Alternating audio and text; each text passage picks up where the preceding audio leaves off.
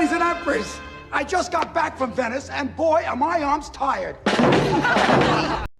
Mel Brooks is a comedy legend with a career spanning decades. At 98, he's unfiltered and ready to talk about his experiences in Hollywood. He shared a list of 6 actors he hated working with, but not in a mean-spirited way. This list is a testament to the difficult, brilliant, and unforgettable collaborators who pushed him to his creative limits. The hate he talks about is the kind of frustration that comes from working with people so talented they challenge you at every turn, ultimately making the work better. Number 1. Dom DeLuise, The Unstoppable Laughter. Mel Brooks and Dom DeLuise were a comedy duo for the ages, but on set, Dom was a walking disaster for Mel's patience.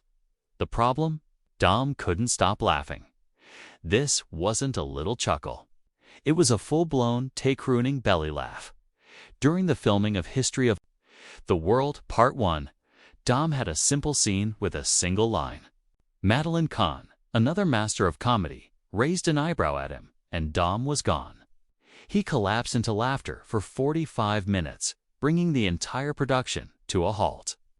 Mel tried everything to control him, from keeping the camera off him to physically separating him from other actors. It rarely worked. Mel admitted that while Dom was impossible to direct, he was also brilliant. Once Dom finally settled down and delivered his lines, it was always comedy gold. Mel famously said, "He ruined scenes, but he made the movies." Dom's chaotic energy and infectious joy were a double-edged sword. A director's nightmare, but a comedian's dream. Number 2. Madeline Kahn, The Perfectionist. Madeline Kahn was one of Mel Brooks's most frequent collaborators, starring in classics like Blazing Saddles and Young Frankenstein. Mel considered her a genius, but also a constant source of frustration. Madeline was a perfectionist who questioned everything. She didn't just show up and say her lines. She would analyze every word, every piece of clothing, and every prop. If a line didn't feel right, she'd ask for a rewrite. If a couch wasn't to her liking, she'd point it out. Mel once compared directing her to trying to wrestle a cat in a rainstorm. On Blazing Saddles, her character Lily Von Stupp became iconic, but Mel recalled the struggle to get there. Madeline constantly wanted to try new deliveries and rewrite dialogue, challenging his vision. While this was frustrating in the moment, Mel admitted she was often right. Her attention to detail and unwavering commitment to her character made her performances unforgettable, proving that her difficult nature was rooted in an incredible artistic integrity. Number 3. Gene Hackman, The Serious Actor in a Silly World. Gene Hackman only worked with Mel Brooks once, on Young Frankenstein, but the experience left a lasting impression. Hackman played the blind hermit in a short but legendary scene. This was a surprise role, as Hackman, an Oscar winner known for his serious, dramatic roles, had to be convinced to do comedy. The clash was immediate. Hackman was a serious, disciplined actor who took his work with unwavering focus. This was the opposite of Mel's loose, improvisational style. While the crew laughed and joked, Hackman stayed in character, focused on hitting his marks perfectly. He disliked the chaos and the retakes caused by other actors breaking into laughter.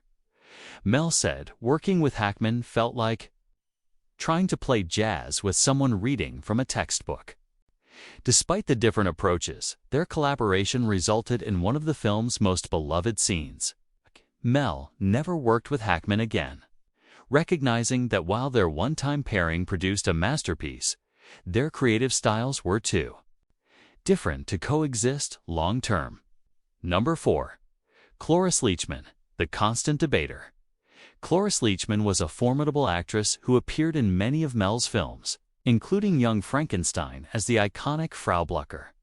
While Mel deeply respected her talent, she drove him crazy with her endless questions and challenges.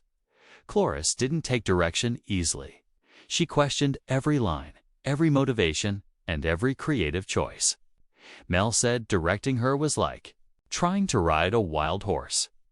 In Young Frankenstein, she had a different vision for her character, wanting Frau Blucher to be darker and more serious, while Mel wanted a mix of creepy and funny. Their debates were constant and exhausting. Mel recalled that Cloris had a stare that told him she wasn't buying his direction. She would stand her ground and often do a scene her own way. While this constant pushback wore Mel down, he admitted that her intense dedication and pursuit of emotional truth always made the final results stronger. Number 5. Richard Pryor, the untamable genius. Richard Pryor's connection to Mel Brooks is both brilliant and tragic. Pryor co-wrote the script for Blazing Saddles, and his raw, fearless humor gave the film its satirical bite and social commentary. Mel wanted Richard to star as the lead, Bart. However, the studio refused to cast him. Richard was known for his unpredictable behavior and struggles with addiction, and the studio deemed him too big of a risk. Mel fought for him, but in the end, Clavin Little was cast instead. Mel said losing Richard as the star was one of his biggest regrets. He remembered Richard's chaotic but brilliant nature in the writer's room, where he brought an energy that was impossible to control. Mel said working with him was like waiting for lightning. You couldn't predict it, but when it hit, it was unforgettable. Pryor's voice and vision are ingrained in the film's DNA, even if he never appeared on screen. Number 6. Anne Bancroft, the beloved critic. The most difficult actor Mel Brooks ever worked with was also the one he loved the most, his wife, Anne Bancroft. A world-class actress in her own right, Anne co-starred with Mel in To Be or Not to Be. Their loving marriage did not translate to an easy working relationship. Anne treated Mel like an equal, not her director. On set, she would fiercely argue with him over lines, scenes, and character motivations. Mel joked that she was the only actress who could make him second-guess every note he gave. He would ask her to deliver a line, and she would simply reply, "Really?" with a look that made him question his entire script. Despite the on-set clashes, their work was brilliant.